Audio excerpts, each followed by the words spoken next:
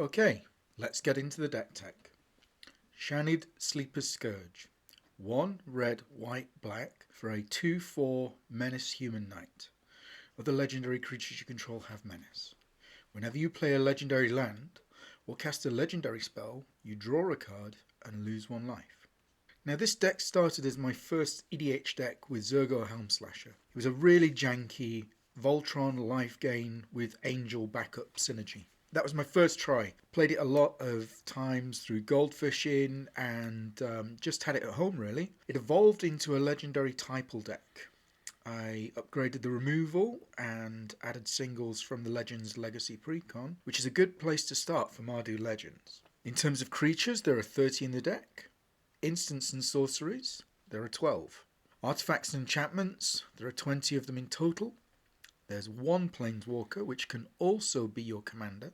The mana base is 37 lands, including some tap lands, because we are on a budget for this deck.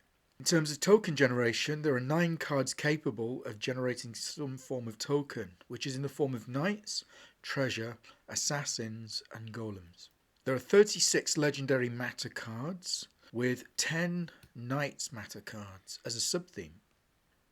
Going on to the ramp, removal, wipes and draw, we have 9 ramp currently, 11 sources of targeted removal, 1.5 board wipes. I put 0.5 because Bright Flame is only against certain colours, so you can choose which colour to target, but it's not the most effective board wipe. Again, we are on a budget and it's just a card that I have, so that's why it's in there. There are 11 pieces of card draw or card advantage.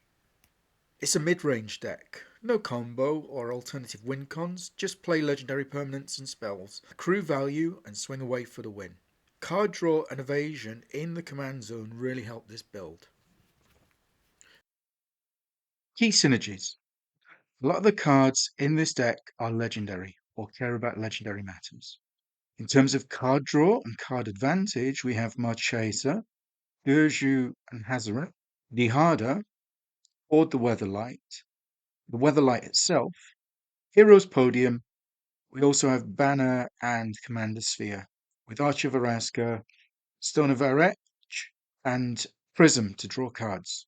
In terms of buffs, we also have Venelish Marshal, Arvad the Cursed, Circle of Loyalty, Odric gives keywords to all our other legends, and also Dahada and Heroes Podium are here as well.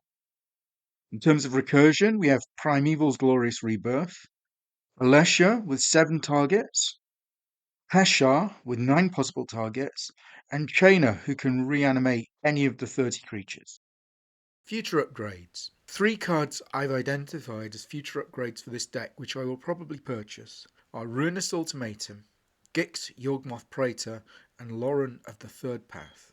Now, Gix and Lauren can be a bit of a double-edged sword because it is enabling your opponents to be able to draw cards, but I think overall that could be used politically or to help a player catch up. It's fine, you know, this is a budget deck, so we don't have to be perfect. In my binder, I have a Nyx Lotus, a Shadow Spear, Sword of the Animist, and Thran Temporal Gateway, which could also fit into this deck. Are the Lotus and the Gateway trap cards? Let me know in the comments below. In terms of lands, I think possibly check lands or slow lands for this build. I wouldn't put fetchers or shocks as I want to keep it a relatively budget deck. In conclusion, this is about a ranking of 6 on our power ranking scale. There are some staple removal, ramp, and it's all in on a theme. No infinites, and it really needs to have its commander in play to maximise the draw. A fair 6 overall. The cost of the deck is roughly $50 to $60 depending on printing, so that works out at about £40 to £47.50 or 20 ticks on Magic Online. Again, I mentioned the Legends Legacy Precon, which is a good place to start and has some overlap with this deck. How was that for our first deck tech? Too long? Too short? Should I go over synergies and key cards in the next one? You can really help by leaving a comment or liking this video. Remember, the deck list is linked below.